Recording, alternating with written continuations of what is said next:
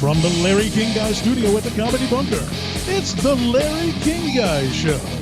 And now, here's Larry.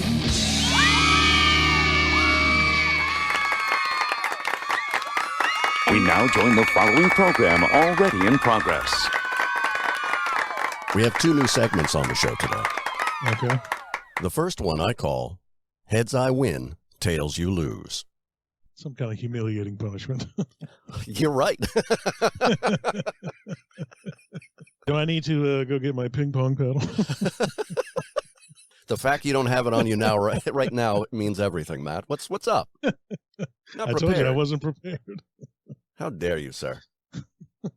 But the good news is you don't have to fully face the humiliation. Somebody else is being humiliated. Oh, okay.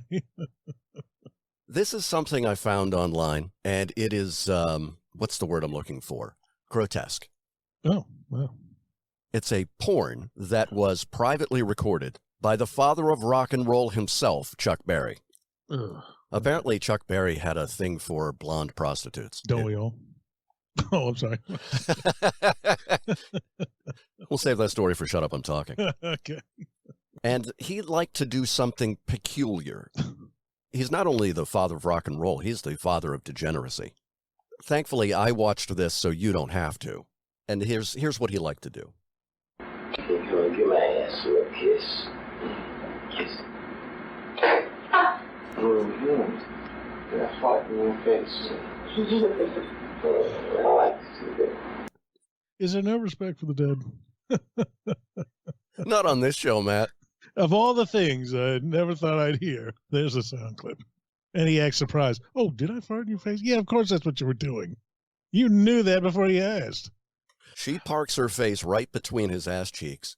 Ugh. He farts, and then her head shoots back so fast, she got whiplash. I'm sure. And then, of course, he's laughing, acting like he didn't know what he was doing. What is he, 12? He certainly did enjoy farting in the faces of women, at least blonde prostitutes.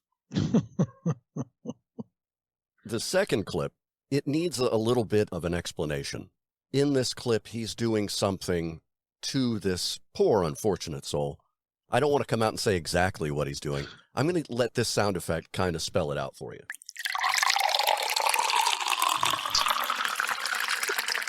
When you hear this clip, that's what's happening. It's just getting worse. And I don't know how, but she seems surprised. Well, you have a lot of free time on the road. You got to occupy it somehow. This, again, I want to stress this. This is the father of rock and roll. Yeah. Are you bathing? Yes, You gotta get clean. it's a do. I need something to bathe from. Put your hands down on your thighs. All right. Dry yourself off. Clean yourself off. I'm sorry. Clean yourself. Take a shower. Well, he said, I'm sorry. I wonder how much he was paying these chicks to do this. This had to be in the 80s. Ugh. So, I don't know, $50. Probably. That's for anybody who says that prostitution is a victimless crime. Yeah. She sounds like quite a victim right there, Because whatever actually. she got, it wasn't enough. No. And I want to remind everybody again, it's the father of rock and roll. Yeah. Wow, she remembered him. Yeah, I'm sure. Yeah, I hope he tipped. I'm sure he was a gentleman that way. And that ends our new segment, Heads I Win, Tails You Lose. And I certainly did. I think we all lost. That brings us to our next segment. And this one comes with a theme song. It's a new segment I call Hubris.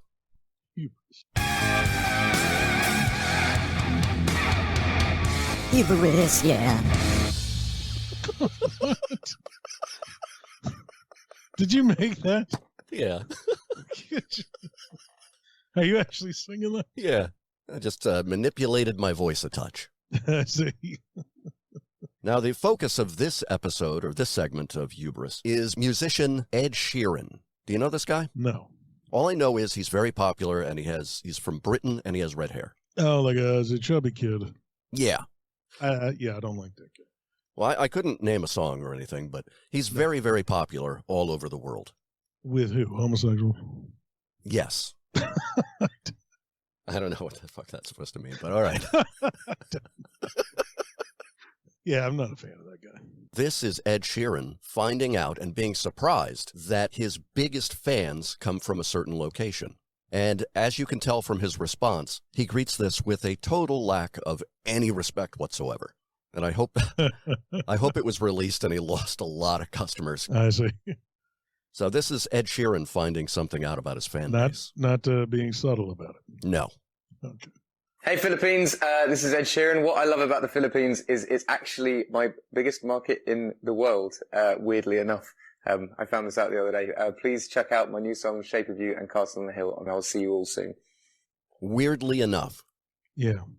It's weird that you people like me. Ew, that's weird. Yeah. But listen to the arrogance of this fuck. Hey Philippines, this is Ed Sheeran. What I love about the Philippines is it's actually my biggest market in the world, weirdly enough. Weirdly enough. Now, are they weird? Is that what he's saying? I don't know. I guarantee you David Hasselhoff does not say that about East Germany. Not at all. No, he's appreciative. Especially since East Germany doesn't exist anymore, but... Well... It's 2024, Matt. That could be one of the reasons. The Cold War is over. Yeah, it says you. We won! Oh, I don't trust him. I found this out the other day. Please check out my new song. I found this out the other day. So not only is it weird that they like him, but it's so unimportant that nobody told him until the other day. Yeah. What a lovely person. Because he probably asked, why am I going on a Philippine broadcast? Well, because you're very popular. Oh, I didn't know that. Oh, that's weird. And that was Hubris. Hubris, yeah.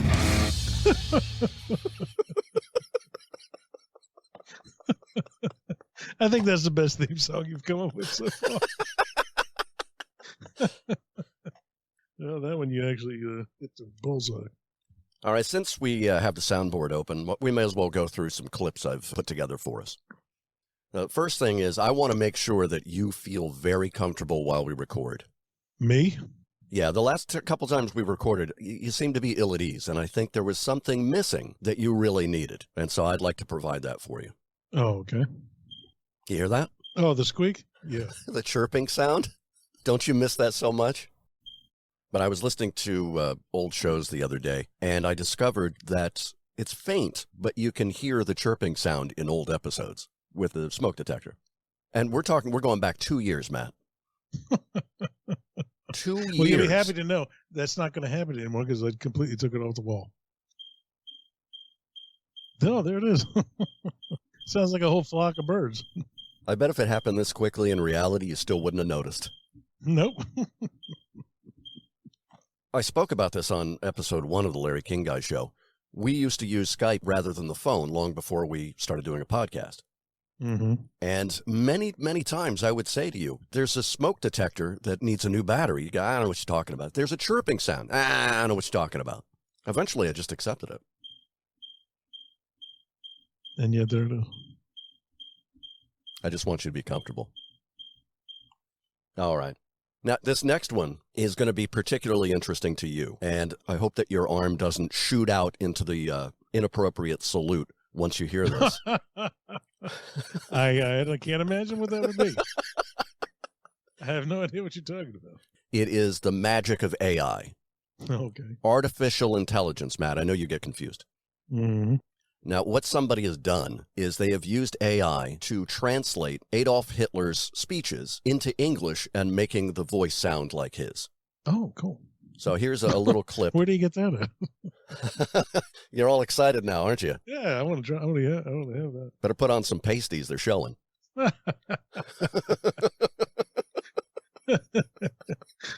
So here's Adolf Hitler in English.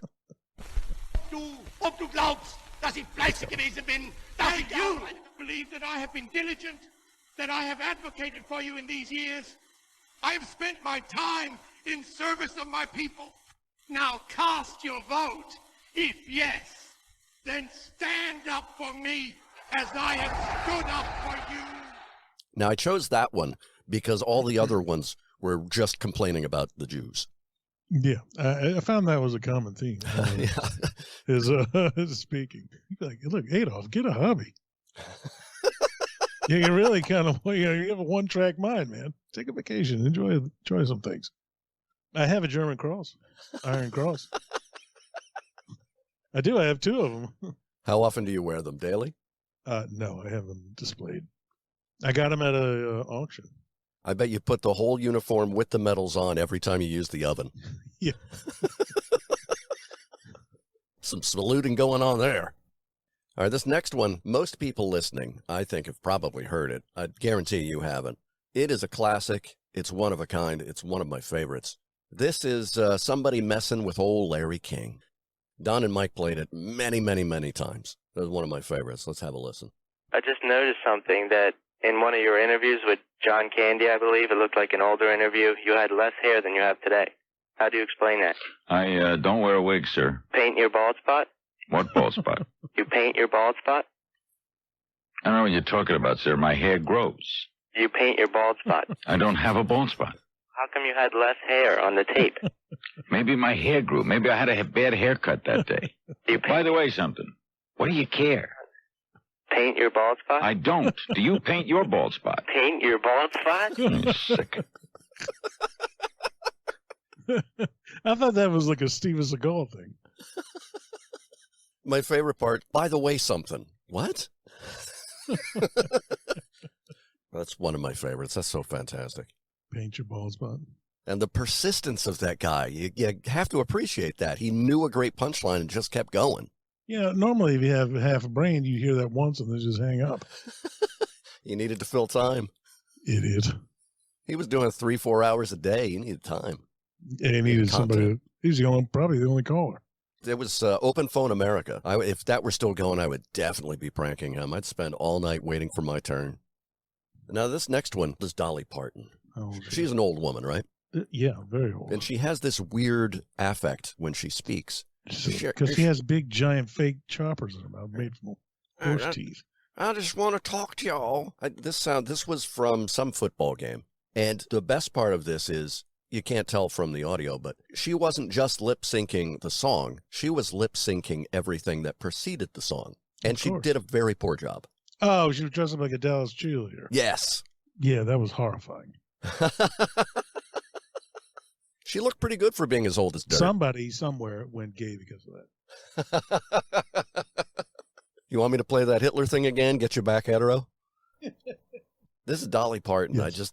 The vocal affect I just find peculiar. Single parent who can't make rent this month. Show your neighbors in need love beyond the holidays by finding a red kettle or giving online at SalvationArmyUSA.org.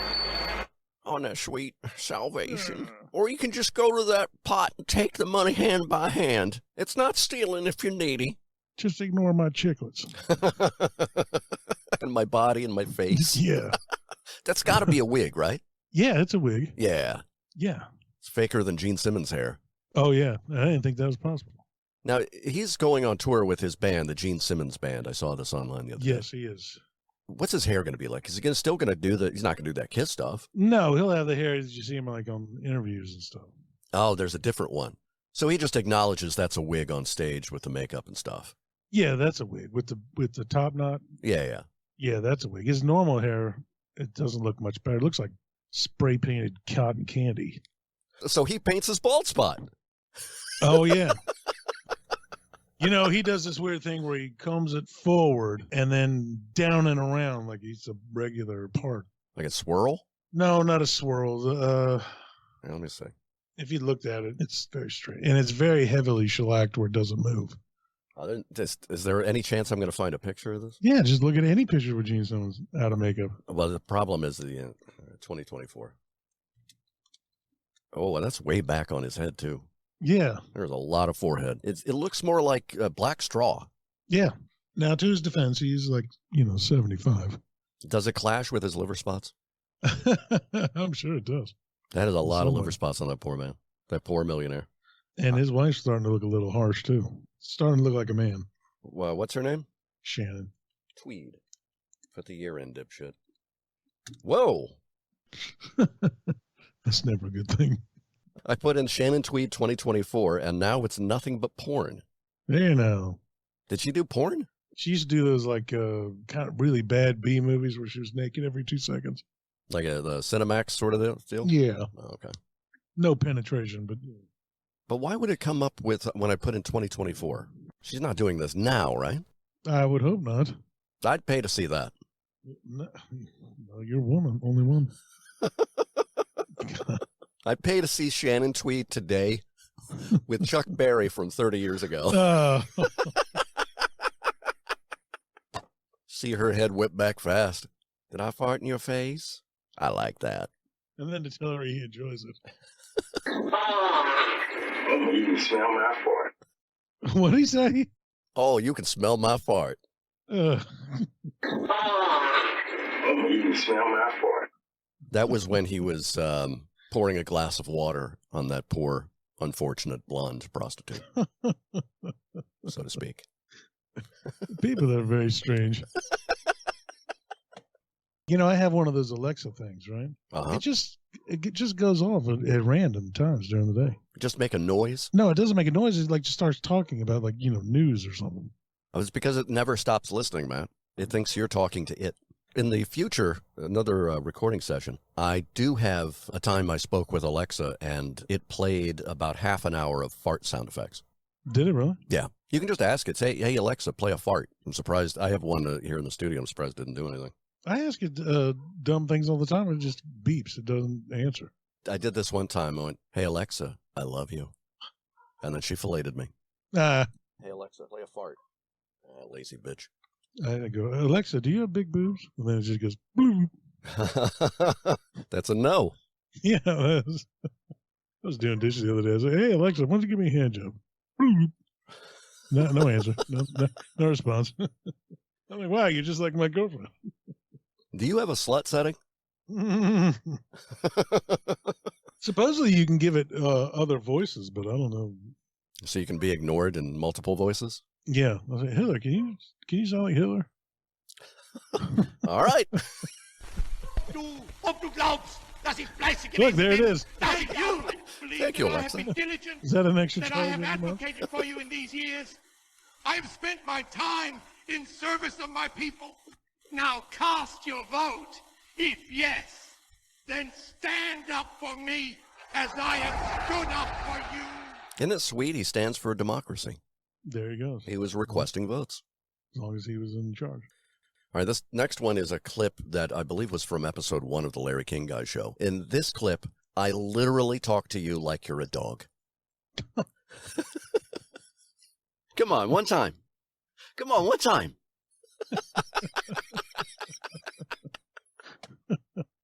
And guess what? It worked. What was I supposed to say? It was when you were auditioning using the script from Squeeb. Oh, yeah, that's ridiculous. Come on, one time. Come on, one time. That's exactly how we talk to a dog. You want a treat? Let's do it. The treat is I won't make fun of Kiss this time.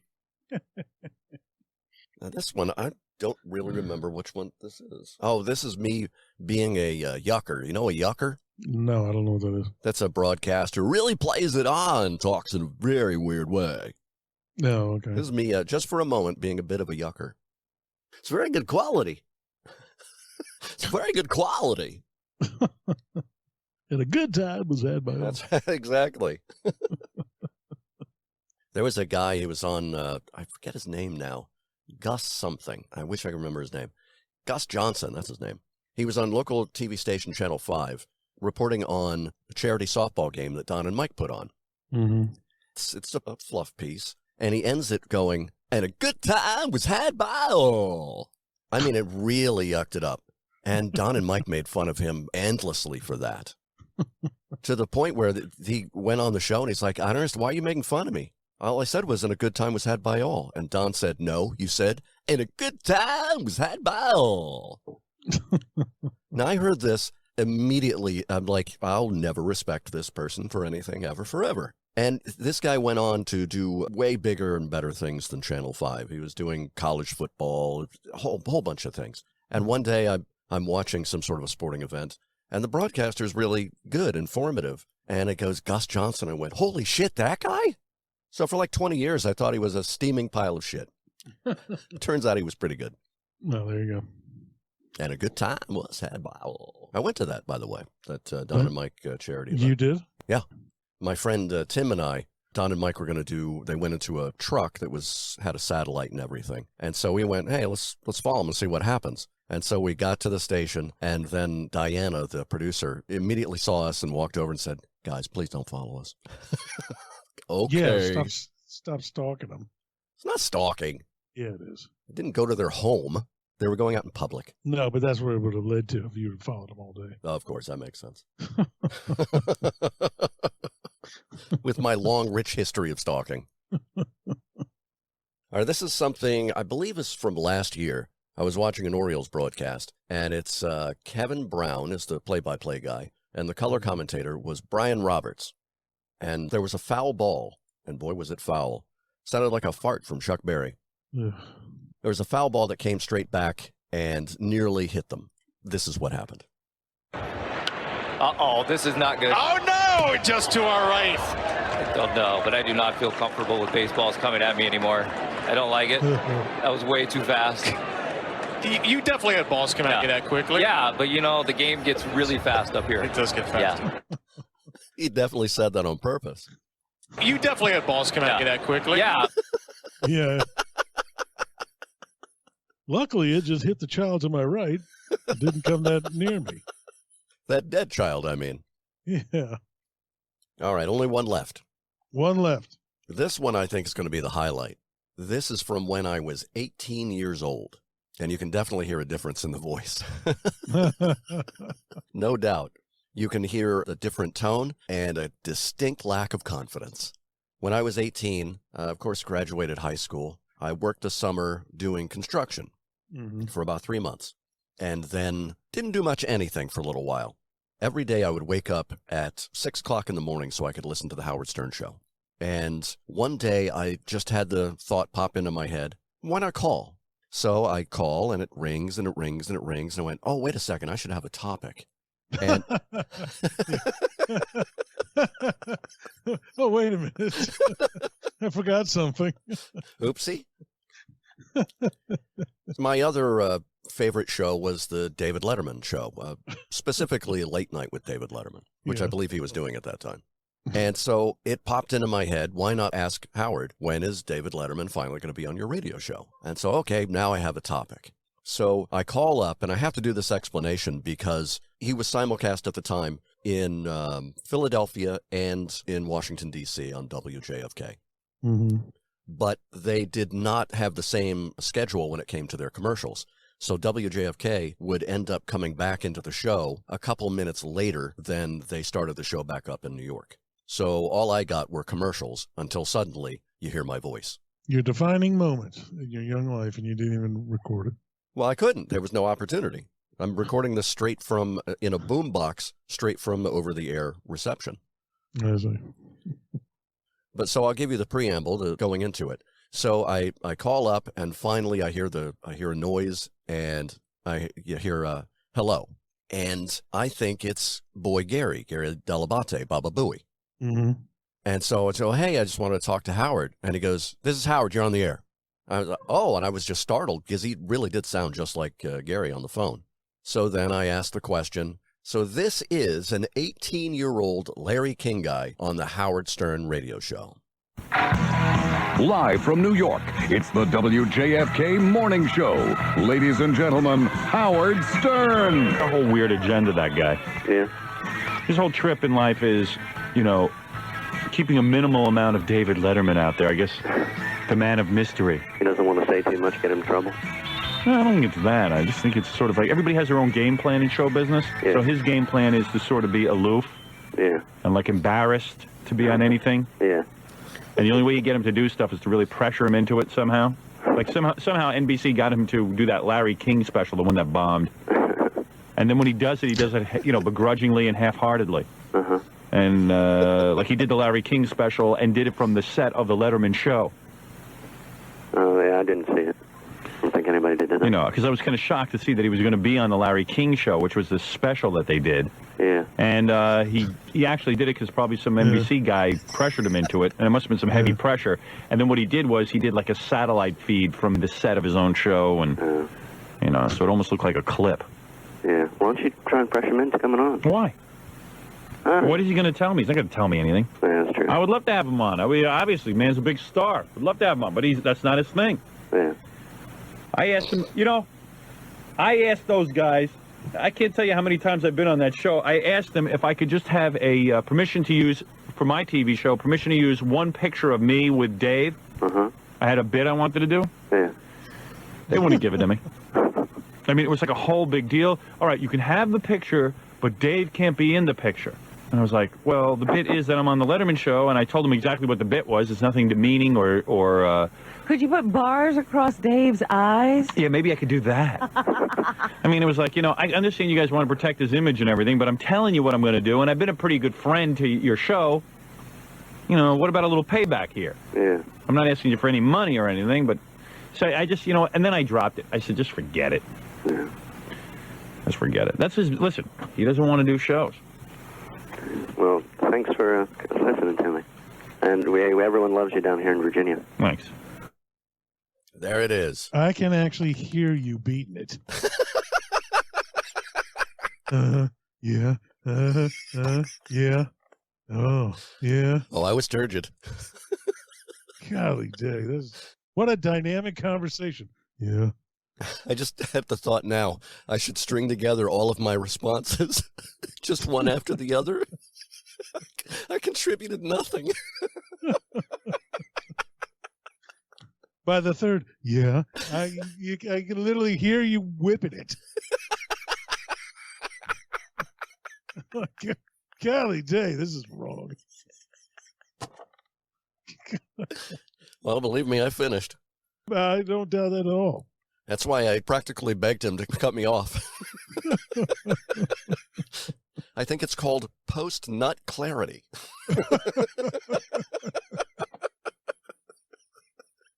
What am I doing here? Yeah, that's But you heard those gaps. There would be these gaps of, and it was just a couple seconds, but when you're on the phone, it's an eternity, and I'm like, I'm supposed to contribute something, and I just don't know what to say. Drawing a blank. I don't want to talk. It's disrupting my rhythm.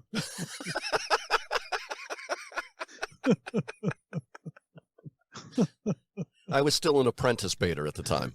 Yeah, okay. Believe me, I've mastered it now. Wow, that's embarrassing. You're blessed with greatness. So there it is. A young Larry King guy. How about the difference in that voice? You can't tell. Are you saying yeah? Well, no, I did speak a little. Loves you in Virginia. And that's the thing. When I was speaking, when I actually said something, you can't hear it because they didn't come back from break in time. I did ask the question. Well, they were doing you a favor. Yeah. So when you've been on the Howard Stern show, all of a sudden, you sound like you're underwater. It's a lot of jizz. Oh, let me wipe off the phone. I'm sorry. We had to replace that receiver. How long did it take you to get on there? Not long at all. Oh, not long at all. That's been a slow day. The first time I called, it rang and rang and rang, and then I was like, oh, I should really have a topic, so I hung up. And then I called back once I had a topic, and I got straight through. Wow. But that's the thing I've always heard about radio shows. No matter how popular they are, only like 1% of people actually ever call. I think back then he would have been the exception to that. I don't know. I got straight through. Yeah, that was just dumb luck. Either way. I don't know how that Marianne from Brooklyn gets on there every day. Well, she probably has a special phone number. Probably. But, damn it. I had a thought. You fucked it up. Yeah. Yeah. Yeah. Yeah, can you just talk slower? Did you hear the confidence? Why don't you have him on your show?